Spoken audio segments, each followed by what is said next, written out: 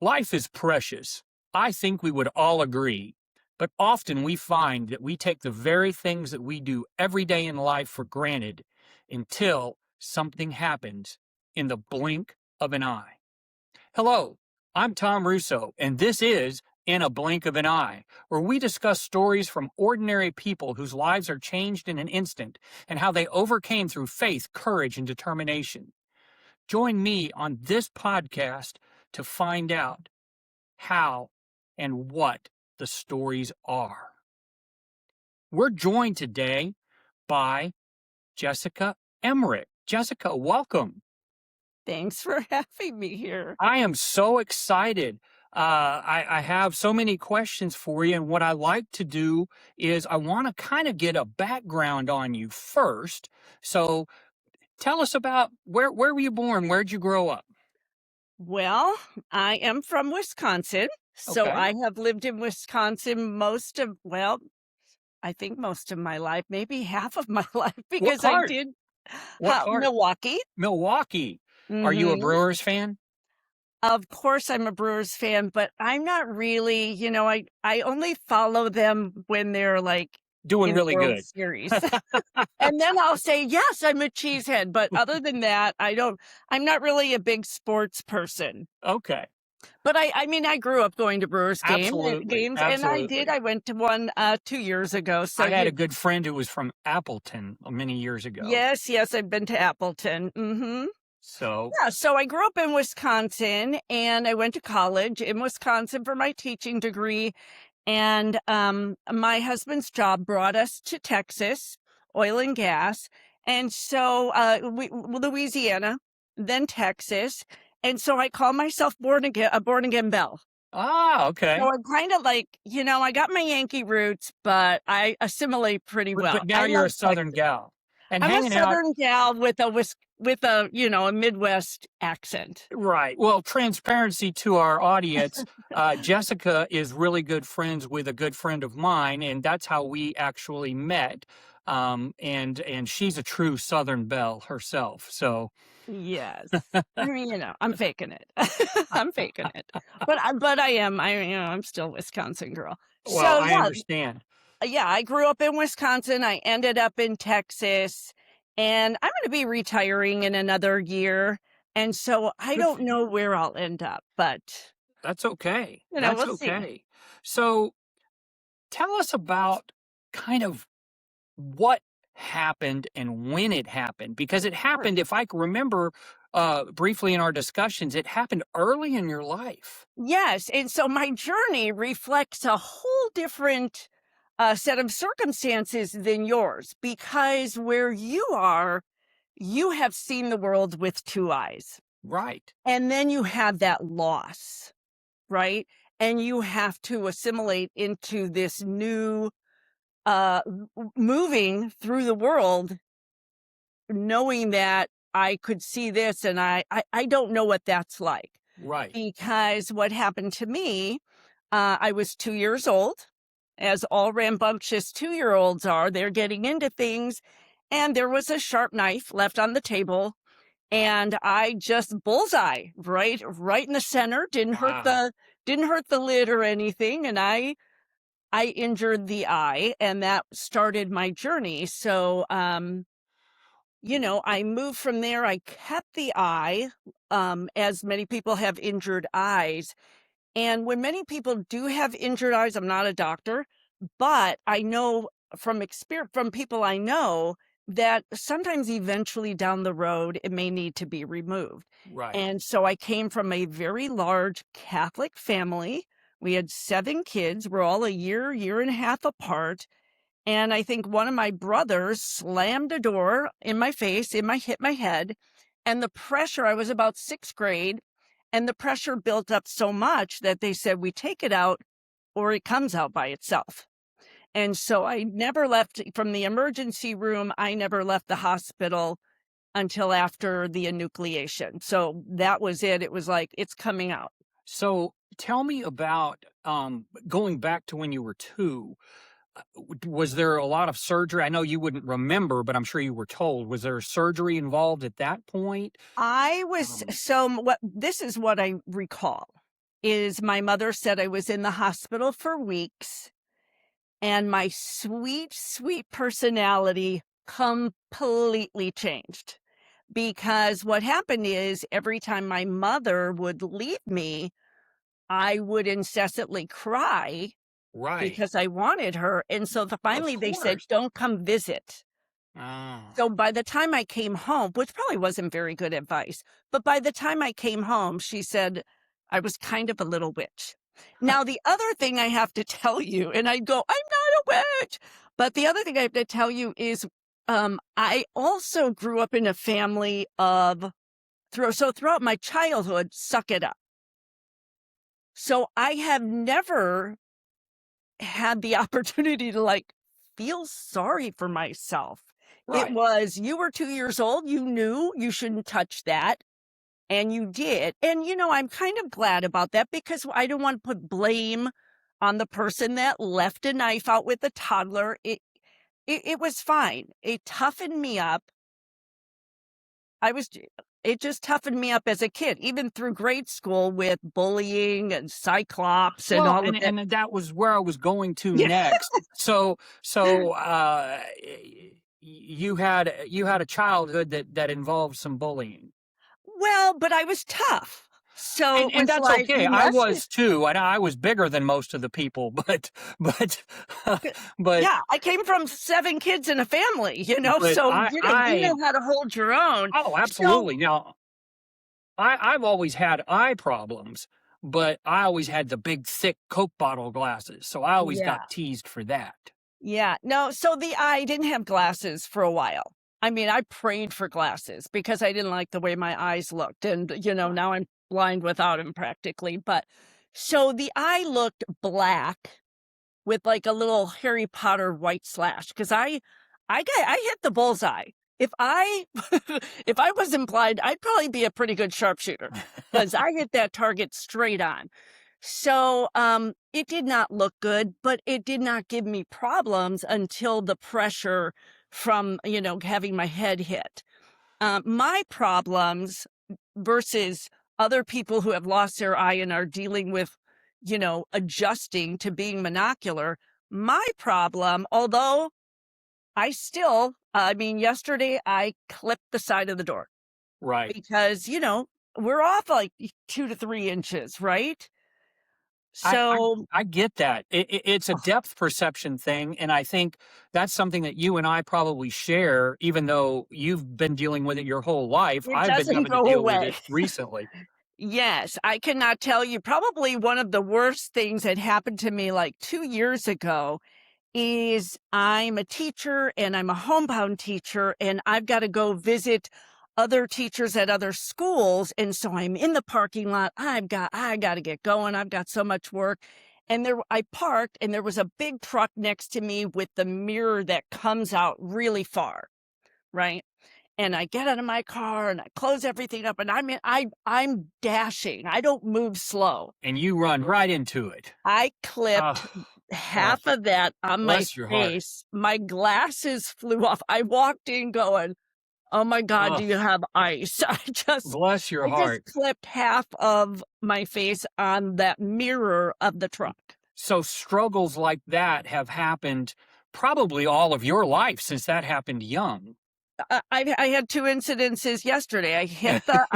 Just maybe like, and I go, "Ow." I hit it, and then I get in trouble in crowds. And part of it is my fault because I also feel very confident moving through my environment, but I Right. don't know what I don't see. Well, I agree. I cut people off. Believe me, I've had dirty looks, the whole thing. That's the whole depth perception thing. That's why I love the blue eye. If I cut someone off or I cut them, I don't pay attention to them, or the basket from church, the basket where you give your Right. it comes to you, the usher is holding it and you're ignoring them because you Right, don't because you see can't see it as it's and coming. you I can't always understand. Your explain. peripheral vision, I get it. I Yeah. understand that So, completely. some of Well, it's comical, but, we were at an in-service the other day, and I ran into a gal because I didn't see her, and I go, "Sorry." Yeah. so so, uh Share with me maybe a low point in your life Oh, where sure. you really started feeling down, out, just why me? Because we all go through that. That's a human nature thing. Yes, and yes, I have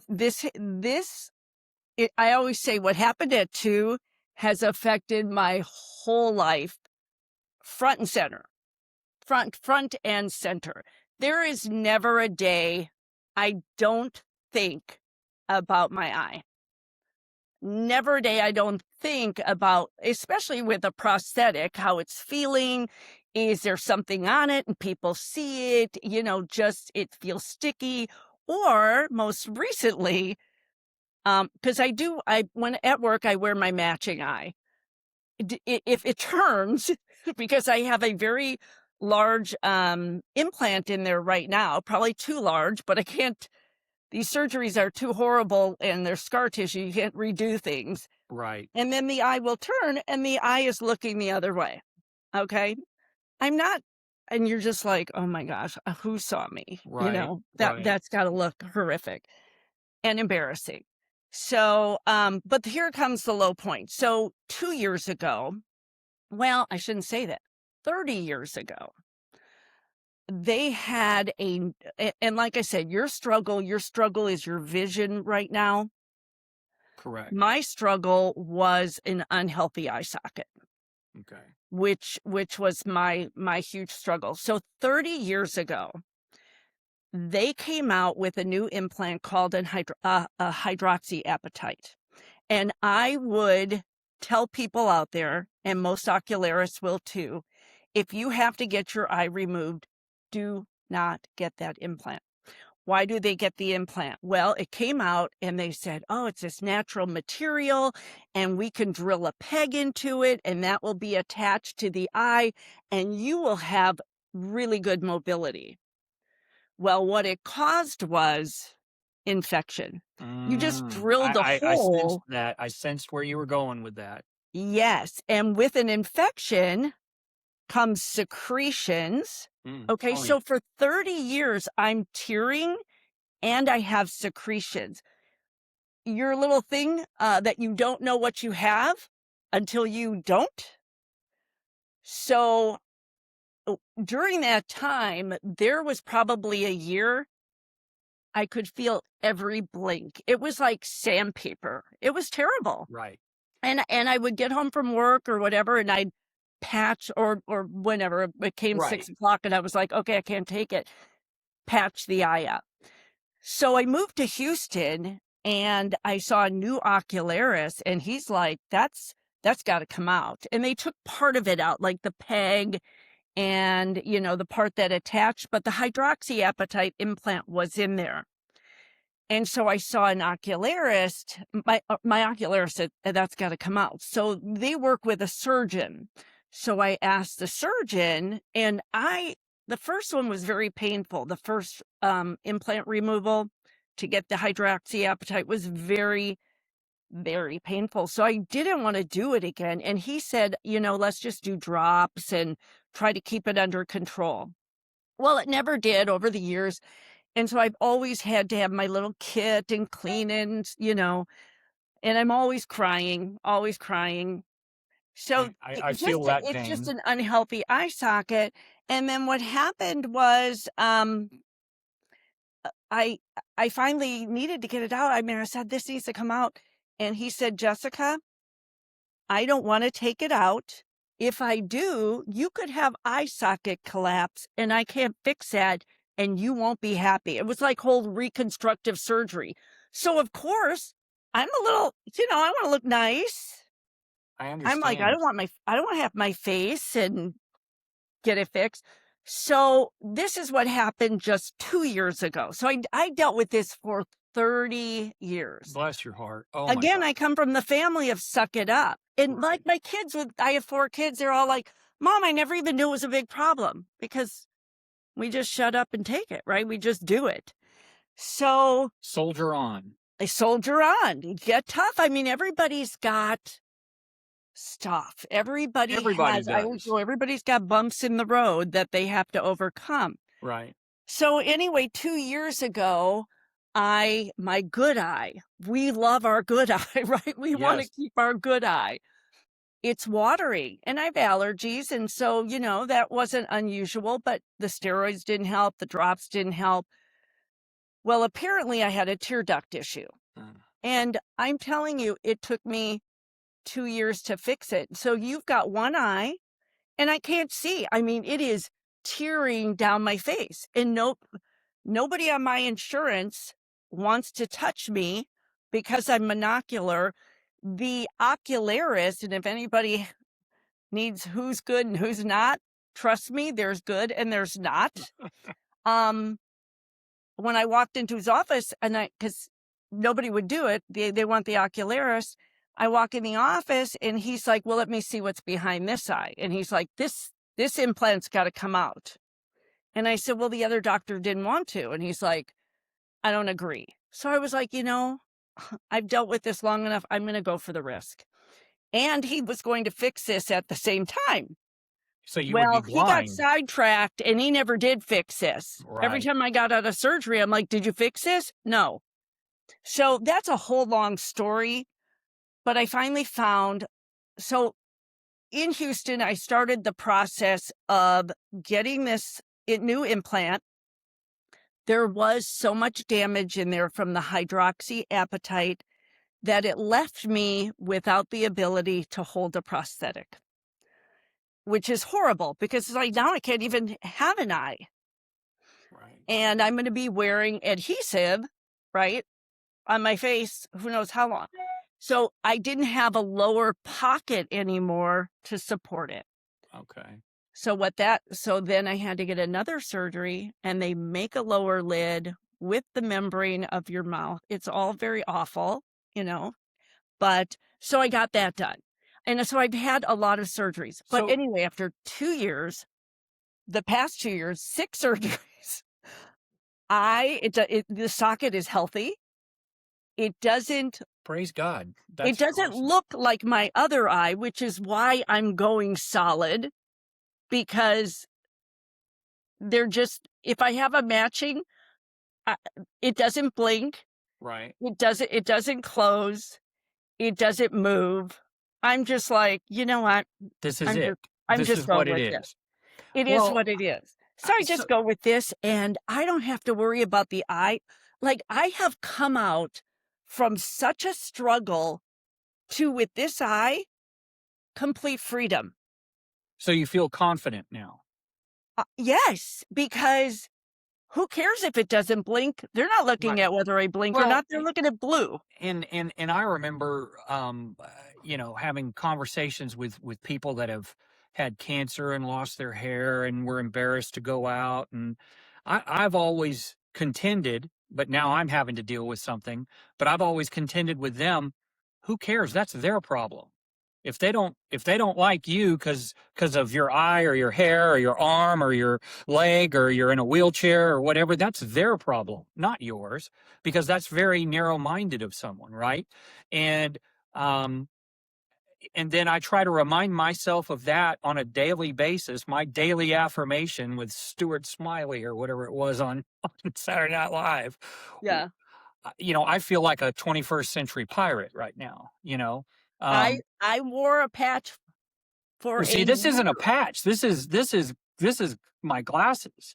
Oh, okay. I can't wear a patch because of the infection that I had. Okay. It would incubate the infection worse. Oh, wow. You need to air it out. So I have to keep it aired out. And so I had to get my glasses with covering. And you got to understand, I wore contacts for 45 years. That's So what I this is yeah. driving me nuts, but it is Mhm. my new normal.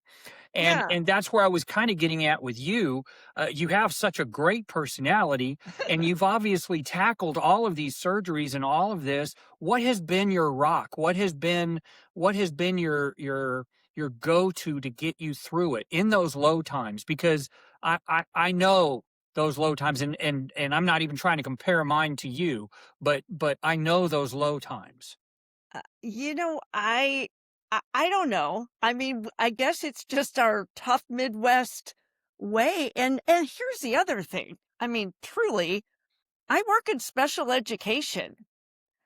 This is cosmetic, right?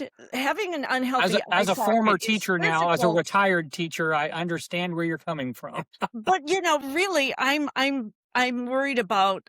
I mean, I'm sure I'm worried about I was worried about secretions, blinking was hard and all of that, but when I have a matching eye, I'm fretting about cosmetics at that point. Right, So having this is freeing, but, I'm sure I think the lowest point was in the past 2 years, I think when I didn't think I could even support a prosthetic, that was hard.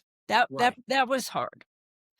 What advice would you give to people, not necessarily just with eye problems, but with whatever malady may have them? Maybe they're ill. What advice would you give them?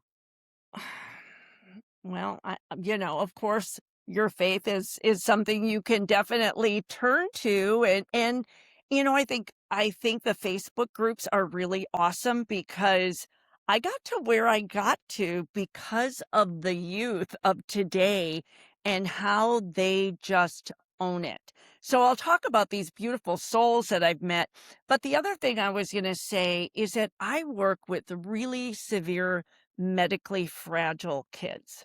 Right. And this isn't this isn't that. So I work with people who can't move their bodies. I have Well, worked with a student who has to answer questions with her tongue, A, B, or C, and right. so I can't give energy.